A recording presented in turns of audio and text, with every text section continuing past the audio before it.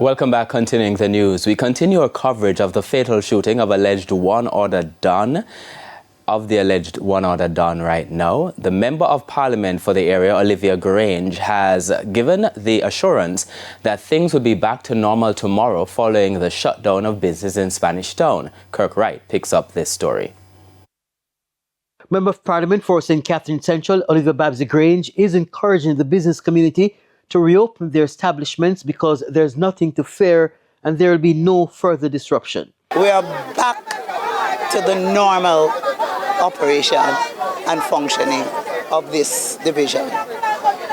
So I just want to say to the public and to the citizens of Spanish Town, we're moving forward.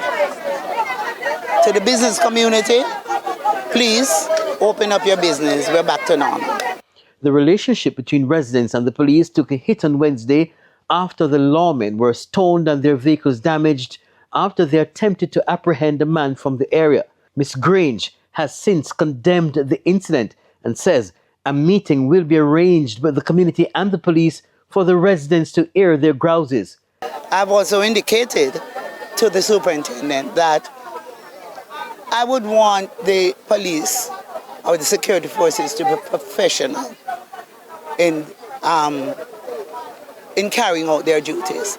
And I've had too many complaints about unprofessionalism. Meanwhile, we asked Ms. Grange if she knew the deceased Othniel Thickman Loban. I don't really interfere in police matters. And the police have always been able to function. They come into a community, they're looking for a particular individual. Nobody prevents them from doing so. And as I said, in communities, all types reside. We also asked her about Mr. Loban and his activities in the community. Based on the relationship you had with the commander, has he ever said to you that, Ms. Grange, we're looking for X or Y person? No, he has never ever said that to me. Do you know Thickman to be a troublemaker in the community?